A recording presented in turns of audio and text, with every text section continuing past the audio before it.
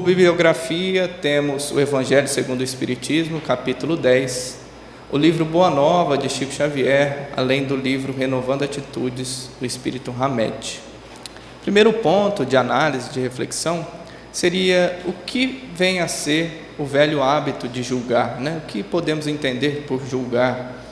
E por definição, julgar significa ter uma opinião sobre, expressar um parecer, um juízo de valor acerca de alguma circunstância, de alguma pessoa e assim por diante.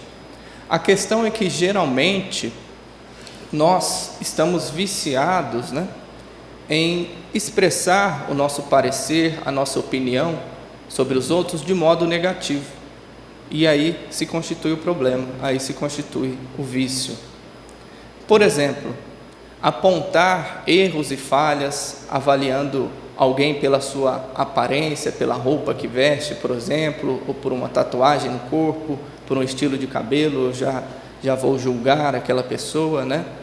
Por uma atitude que determinada pessoa tem, se uma pessoa fala alto, ou se uma pessoa é muito acanhada, eu já estou julgando também. Julgamos também na medida em que reparamos na vida alheia. Poxa, aquela pessoa sai muito, ela está sempre na noite. Quando eu falo mal dos meus colegas também, poxa, o meu colega é preguiçoso, ele nunca faz o que tem de fazer, e assim por diante. De nossos amigos, falamos mal de nossos amigos, de nossos parentes.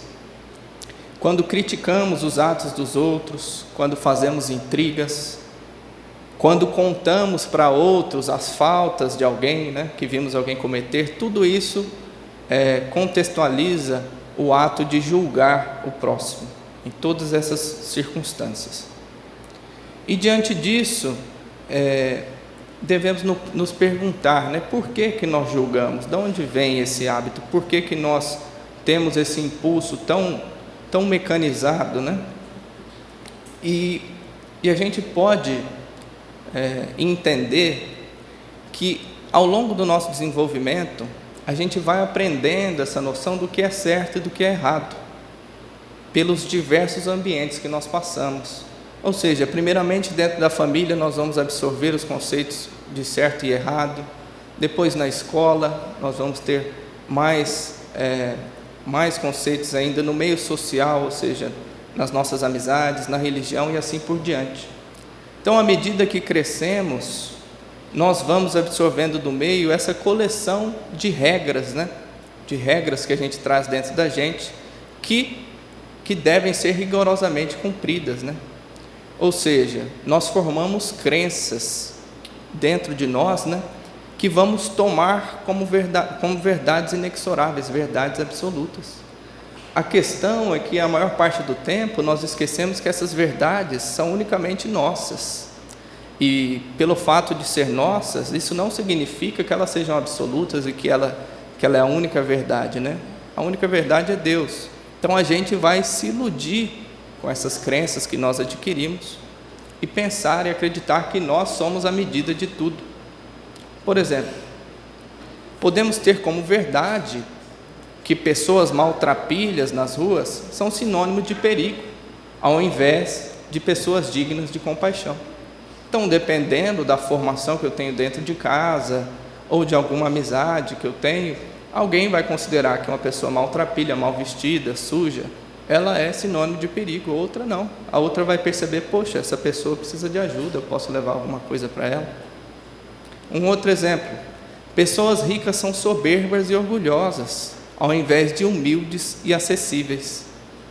Pode ser uma verdade, talvez, se eu sou de um lar mais humilde, eu tendo a achar que as pessoas ricas são soberbas e orgulhosas, mas quem disse que isso é verdade? Quem disse que isso é absoluto, né? Um outro exemplo, eu posso crer também que ficar velho, envelhecer, é sinônimo de invalidez, de doença, ao passo que outras pessoas podem enxergar a velhice como sinônimo de sabedoria, de experiência. Então isso tudo são crenças que nós formamos dentro de nós e tomamos como verdades absolutas. Deste modo, uma vez que nós temos essas crenças estabelecidas, nós vamos nos servir delas para enquadrar as atitudes alheias em boas ou más.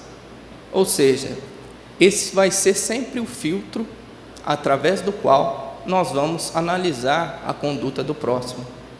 Portanto, nós vamos nos basear em nós mesmos, sempre, para medir a conduta do próximo, com a ilusão de que nós somos a verdade absoluta.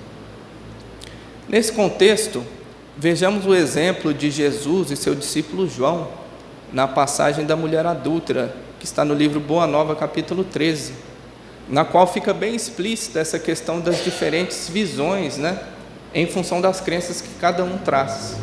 Bom, diante da cena da mulher adúltera, João perguntou a Jesus: Mestre, por que não condenastes a meretriz de vida infame? Jesus fixou no discípulo o olhar calmo e bondoso e redarguiu: Quais as razões que aduzes em favor dessa condenação? Sabeis o motivo por que essa pobre mulher se prostituiu? Terá sofrido alguma vez a dureza das vicissitudes que ela atravessou em sua vida? Ignoras o vulto das necessidades e das tentações que a fizeram sucumbir a meio do caminho. Não sabes quantas vezes tem sido ela objeto de escárnio dos pais, dos filhos e dos irmãos das mulheres mais felizes. Não seria justo agravar-lhe os padecimentos infernais da consciência pesarosa e sem rumo. Entretanto, exclamou João, defendendo os princípios da lei antiga, ela pecou e fez jus à punição. Não está escrito que os homens pagarão ceitil por ceitil os seus próprios erros? E o mestre sorriu sem se perturbar e esclareceu: ninguém pode contestar que ela tenha pecado. Quem estará irrepreensível na face da terra? Há sacerdotes da lei, magistrados, filósofos, que prostituíram suas almas por mais baixo preço. Contudo, ainda não lhes vi os acusadores. A hipocrisia costuma campear impune, enquanto se atiram pedras ao sofrimento. João. O mundo está cheio de túmulos caiados. Deus, porém, é o Pai de bondade infinita, que aguarda os filhos pródigos em sua casa. Poder-se-ia desejar para pecador humilde tormento maior do que aquela que ela própria já se condenou por tempo indeterminado? Quantas vezes lhe tem faltado pão à boca faminta, ou a manifestação de um carinho sincero à alma angustiada? Raras dores no mundo serão idênticas à agonia de suas noites silenciosas e tristes. Esse é o seu doloroso inferno, sua aflitiva condenação. E é que em todos os planos da vida o Instituto da Justiça Divina funciona naturalmente com seus princípios de compensação. É por isso que não condeno o pecador para afastar o pecado, e em todas as situações prefiro acreditar sempre no bem. Quando observares, João, os seres mais tristes e miseráveis, arrastando-se numa noite pejada de sombra e desolação, lembra-se da semente grosseira que encerra um germe divino e que um dia se elevará do seio da terra para o beijo de luz do sol.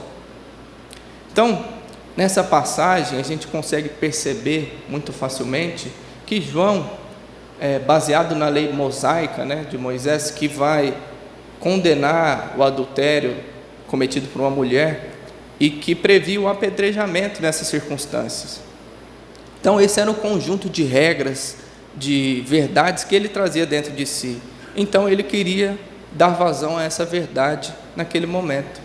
Entretanto, Jesus, com toda a sua consciência, se abstém de julgá-la. Ele, ao invés de julgá-la, ele vai levar em conta todos os tormentos, todo o sofrimento que essa mulher passa e vai condenar apenas o ato. O ato é errado, sim. Cometer o adultério é errado, mas a pessoa que comete, essa eu não posso condenar. Essa, conforme ele coloca, só cabe a Deus ver de que maneira a justiça vai ser aplicada sobre essa mulher e não a ele. Então é isso que ele coloca. E diante disso a gente percebe que cada um tem uma crença interna e uma maneira de observar, Nesse caso, João queria condenar e apedrejar, enquanto Cristo percebe-a como uma sofredora, angustiada, e que por isso, em meio a essa dor, ele não teria capacidade de tecer qualquer julgamento, Seria um julgamento precipitado, porque ele não viveu a dor que essa mulher viveu. não viveu o sofrimento que ela viveu para chegar a cometer, a se prostituir, no caso, né? Então, o espírito Hamed, nessa mesma linha de raciocínio, vem asseverar: julgar uma ação é diferente de julgar a criatura. Posso julgar e considerar a prostituição moralmente errada, mas não devo julgar a pessoa prostituída. Ao usarmos da empatia, colocando-nos no lugar do outro, sentindo e pensando com ele, em vez de pensar a respeito dele, teremos o comportamento ideal diante dos atos e atitudes das pessoas. Então é isso que Cristo fez, o que o Espírito Hamed recomenda. Ao invés de julgarmos pensando a respeito de alguém, devemos sentir e pensar como aquele indivíduo, antes de cometer qualquer julgamento. Bom, um terceiro ponto da nossa análise seria o julgamento e o mecanismo de projeção de nossas sombras. É importante a gente ressaltar que o julgamento que tecemos a respeito de outros, em maioria das vezes, nada mais é que uma projeção das nossas próprias imperfeições no próximo. E assim vem afirmar o psicólogo Márcio Kobayashi: usamos a projeção como um mecanismo de defesa ao julgar o outro, com pensamentos desagradáveis, sentimento ou qualidades que dizemos pertencer a ele. Possivelmente estamos falando de nós mesmos, das atribuições negativas que não enfrentamos e às quais não demos os devidos olhares e atenção que deveriam ser dados.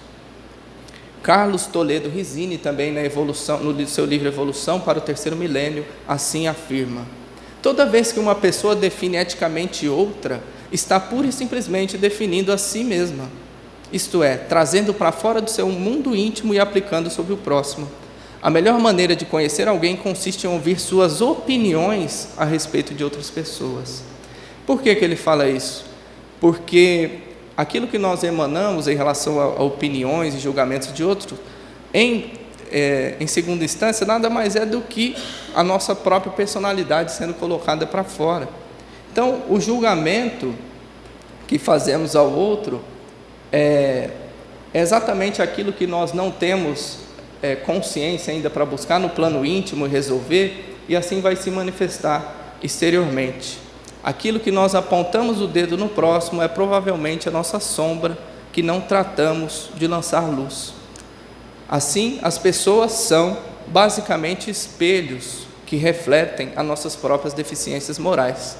Para ficar bem evidente, Deus utiliza-se desse mecanismo para que fique bem evidente para nós percebermos nossas deficiências. E para exemplificar esse mecanismo, a gente pode dizer: um homem bígamo que adverte outro contra a bigamia, ou seja, um homem que tem mais de uma mulher consigo, que se relaciona com mais de uma mulher. Esse homem projeta em outro homem, no caso, que comete a bigamia, a sua própria imperfeição de caráter moral, repreendendo o outro ao estar com duas mulheres. Ou seja, ele é bígamo, mas ele condena o outro que é. E nessa condenação ele mostra exatamente a sua própria imperfeição.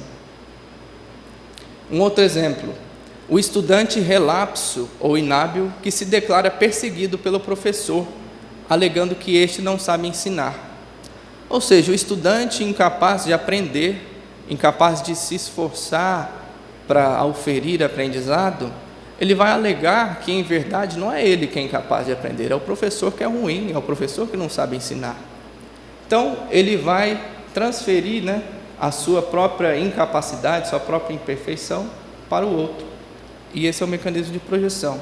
Por fim, um terceiro exemplo: um marido que tem ciúme da esposa, condenando qualquer saída dela para a rua, mas que todos os dias está com as amizades, bebendo num bar e cercado de mulheres. Ele, como traz na sua mente o desejo de traição a todo momento, ele acredita, ele julga que a esposa o trairá também a qualquer momento, e por isso ele não deve deixar ela sair. Isso nada mais é do que ele projetando a própria tendência ao adultério nela, E nesses exemplos que nós falamos, cabe muito bem aquela frase de Jesus Cristo: por que você olha para o cisco no olho do seu irmão e não percebe a trave que há no seu? Então, eis aí o mecanismo de projeção que se evidencia no momento em que nós estamos julgando e apontando as falhas alheias. O quarto tópico da nossa análise é a orientação de Jesus. Então, Jesus vem falar em Mateus capítulo 7, versículo 1 e 2, o seguinte a respeito do julgamento: não julgueis a fim de não serdes julgados, porquanto sereis julgados conforme houverdes julgado os outros. Empregar-se-á convosco a mesma medida que vós tenhais servido para com os outros. Com base no que Cristo falou, então, que nós não devemos julgar o outro, podemos afirmar que Ele nos proibiu, então, de censurar o mal, de observar o mal em outro? E o Evangelho, segundo o Espiritismo, no capítulo 10, vem dar a resposta no seguinte sentido: de que depende da nossa intenção em censurar ou em repreender um mal de alguém. Quando a gente faz essa repreensão com a única intenção de denegrir aquele indivíduo, de escarnecer aquele indivíduo diante de outros, diante da sociedade, aí estaremos em concordância com a maldade. Já quando o fazemos com um fim útil, significa que estamos agindo caridosamente. E assim, o Evangelho coloca: certamente não é proibido ver o mal quando o mal existe. Fora mesmo inconveniente ver em toda parte só bem. Semelhante ilusão prejudicaria o progresso. O erro está no fazer-se que a observação redunde em detrimento do próximo, desacreditando sem necessidade na opinião geral. Então é exatamente isso. Não é mal que eu tenha um discernimento, um senso de saber o que é certo e o que é errado. Não, a gente precisa desse senso. O mal está em eu observar o ato errado, o ato equivocado e sair espalhando isso para todo mundo. Um exemplo: quando repreendemos uma má conduta de um filho para educá-lo, estamos a favor da lei de amor e caridade, ainda que tenhamos observado o mal, tenhamos lançado luz ao mal. Mas quando a gente vai espalhar um mau ato de alguém sem um fim útil, somente com o intuito de escarnecer, nisso consiste um ato mau. E a gente pode tomar o próprio exemplo de Jesus, que censurou o mal durante a sua passagem na terra. Ele deu mostras, apontando o que era mal, o que era bem, e de forma enérgica. E o que ele quis dizer com essa questão do não julgueis, a fim de não ser julgados, é que a autoridade para censurar um ato mau está na razão direta da autoridade moral daquele que censura. Ou seja, eu não posso censurar algo que eu mesmo cometo, que eu mesmo faço de errado.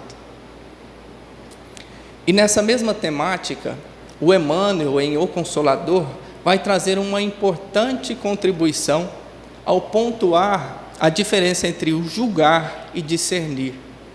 Assim ele coloca: entre julgar e discernir há sempre grande distância. O ato de julgar para a especificação de consequência definitiva pertence à autoridade divina, porém o direito de análise está instituído para todos os espíritos, de modo que, discernindo bem e mal, erro e verdade, possam as criaturas traçar as diretrizes do seu melhor caminho para Deus. Ou seja, a gente pode e deve saber aquilo que é bom e aquilo que é ruim, aquilo que é bem e aquilo que é mal. É preciso que nós refinemos essa capacidade de discernimento, para que nós saibamos nos guiar no próprio caminho para Deus. Saibamos que diante de uma circunstância, de uma ocasião, eu devo tomar essa decisão e não essa, porque essa está de acordo com a lei de amor e caridade e aquela não. Agora, uma vez que nós identifiquemos que tal ato é equivocado, é mal ou errado, nós paramos por aí. Porque o caminho de regeneração daquela criatura que está praticando esse mal, de reeducação, não compete a nós dizer, não compete a nós apontar.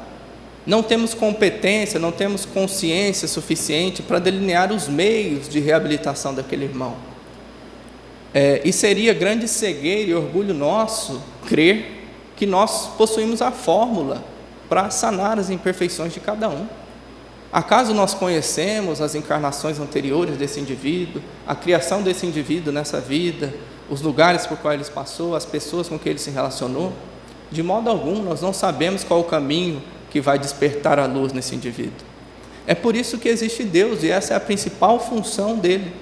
E devemos respeitar o cargo dele na criação, ou seja, de condutor de almas para a luz, para a evolução, e ele vai se utilizar dos seus meios para isso, das circunstâncias na vida, das pessoas que vai colocar ao redor daquela pessoa, né? Da lei da ação e da reação. Então, seria grande orgulho nosso crer que nós temos a fórmula definida para resolver a vida de cada um, né? E Paulo de Tarso, nessa mesma linha, vai fazer a seguinte afirmativa: é indesculpável o homem, quem quer que seja, que se arvora em ser juiz, porque julgando os outros ele condena a si mesmo, pois praticará as mesmas coisas, atraindo para si com o seu julgamento. Então Paulo de Tarso vem dizer: cuidado se você se coloca na posição de juiz. Se você acha que você pode apontar o erro do outro, dizer que ele não deveria ter agido assim por conta disso e disso e disso, cuidado, porque quando você julga o outro e condena o outro, você está em verdade condenando a si mesmo, porque é bem provável que você vai praticar essas mesmas coisas que esse indivíduo hoje pratica. E o Espírito Hamed vem explicar isso da seguinte maneira: que nós atraímos aquilo que irradiamos, né? Portanto, devemos tomar bastante cuidado com o teor de nossas análises, julgamentos e opiniões a respeito dos outros, porque voltará a nós mesmos. E ele traz os seguintes exemplos: se criaturas afirmarem, idosos não têm direito ao amor, limitando o romance só para os jovens, elas estarão condenando-se a uma velhice de descontentamento e solidão afetiva, desprovida de vitalidade. Então, se alguém acha que idoso não tem direito a se relacionar com outras pessoas, cuidado, porque é bem provável que quando você estiver velho, você vai passar pela solidão afetiva, pelo descontentamento, uma vez que você condena isso no outro.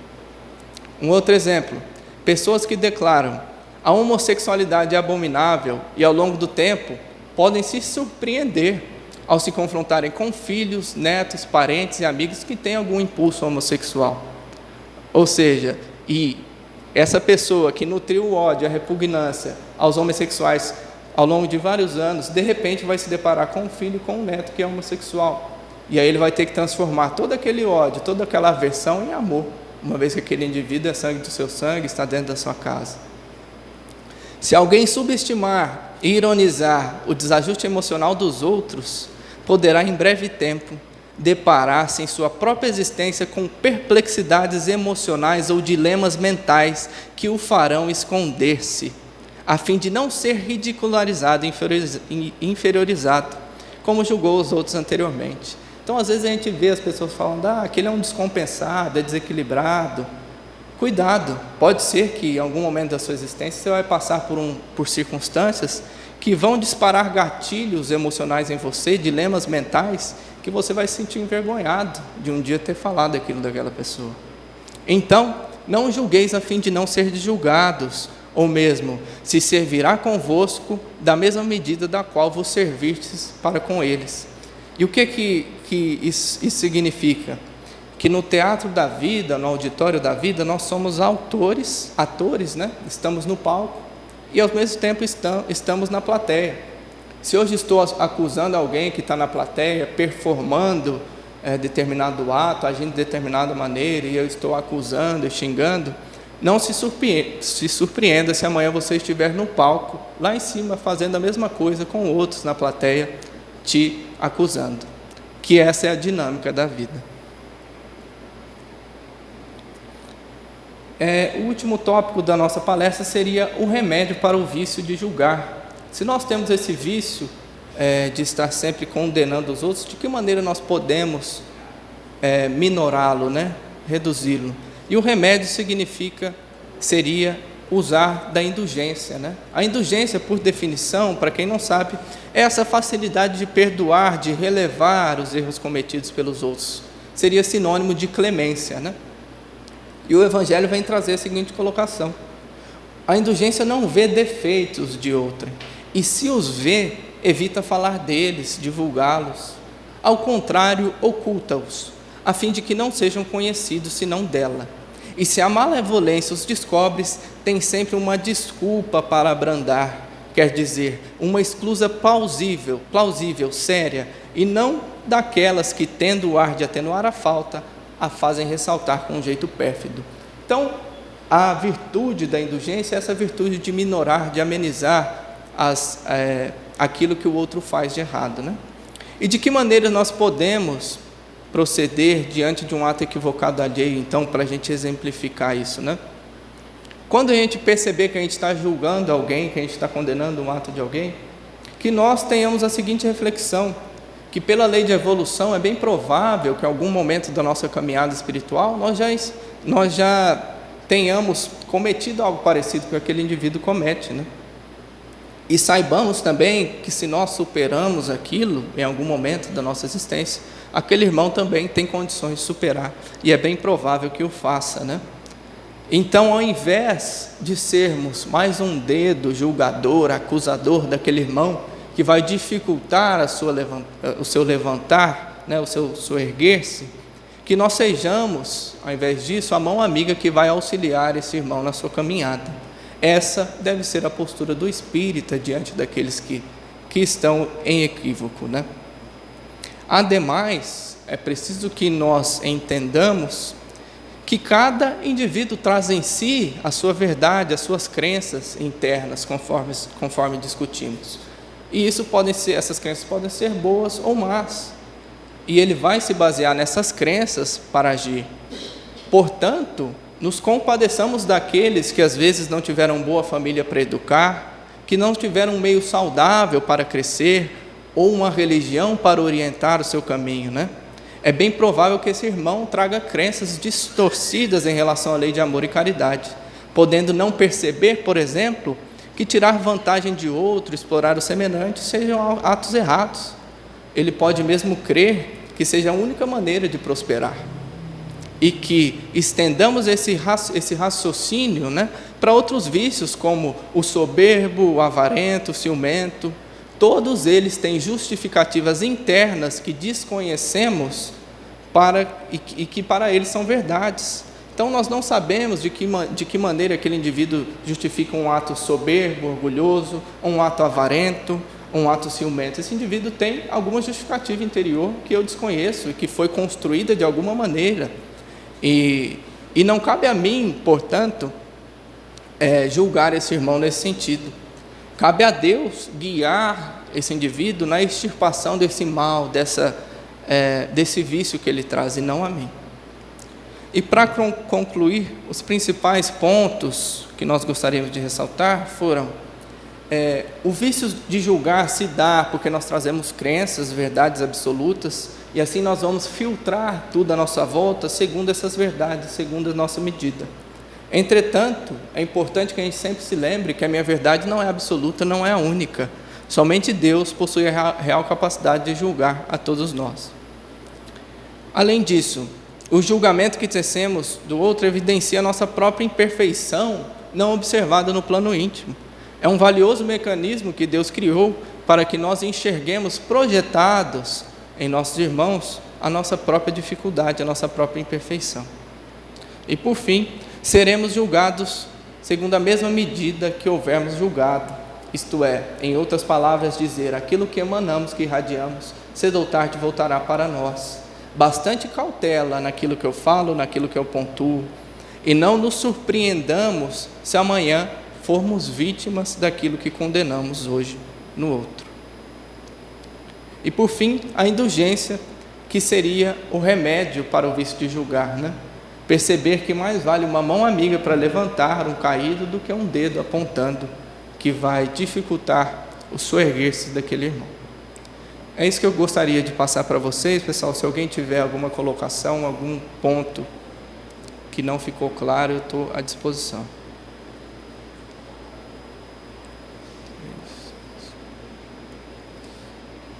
Do contrário, posso fazer a prece de encerramento, né?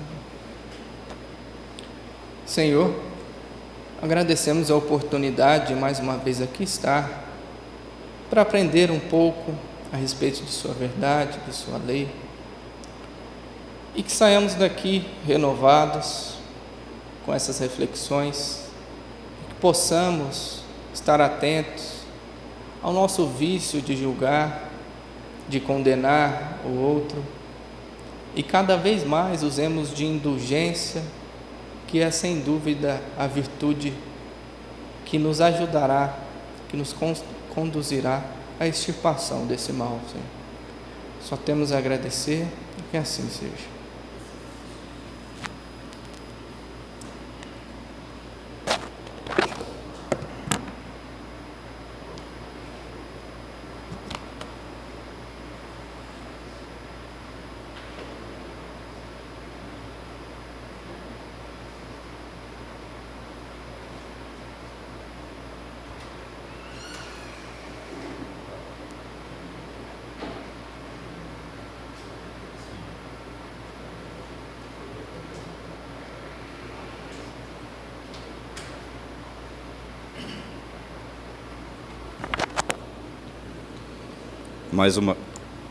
Mais uma vez, agradecendo nosso irmão Eurípides pela palestra, agradecendo a presença de todos. Quero informar que nós temos nas segundas-feiras, aberto ao público, estudo da doutrina espírita, às 19h30. Então, é um estudo muito bom. Colocamos uma mesa aqui, sentamos-nos em torno dela e estudamos a doutrina espírita. O Livro dos Espíritos tem 1019 questões. Nós estamos estudando todas. E ao longo desses estudos surgem discussões bastante aprofundadas. E quem vir, eu garanto que vai gostar. Todos são convidados. Terça-feira, 19 horas, nós temos também uma palestra para quem deseja tratamento espiritual. É uma palestra que dura menos tempo, às 19 horas, terça-feira. A pessoa coloca o nome dela no caderno e depois da palestra ela vai para casa e os médiuns da casa ficarão para realizarem trabalhos mediúnicos espirituais, chamados de desobsessão, para as pessoas que comparecerem. Quarta-feira, nós temos às 19 horas, reunião de vibração para os lares, momento em que nós nos reunimos para orar por todos vocês, pelos seus familiares, pelos trabalhadores da casa, enfim. É um trabalho que dura das 19 às 20, momento em que estamos orando e vibrando por todos. Esse trabalho também é aberto a quem quiser, quem estiver aqui e quiser vir na quarta-feira para orar conosco, é muito bem-vindo. Quinta-feira, nós desenvolvemos um atendimento espiritual com o Espírito José, através de mim. E o Espírito José, então, ele faz um trabalho dando orientações, instruções espirituais, fazendo também aplicações de energias para as pessoas que virem assistir a palestra sábado e que estejam passando por algum tipo de problema, seja ele psicológico, espiritual, emocional, físico, não importa. Então é condição para que fale com ele na quinta-feira, que a pessoa venha no sábado ouvir a palestra, tomar passe e receber a magnetização que acontece logo após o passe. Porque é parte do tratamento, é uma preparação. Aí depois, com o tempo, quando a pessoa estiver melhor, ela fica apenas com os sábados. E no domingo, por enquanto, está de folga, não tem nada ainda, mas estão pensando em inventar alguma coisa. Eu quero dizer aos irmãos que no domingo que vem,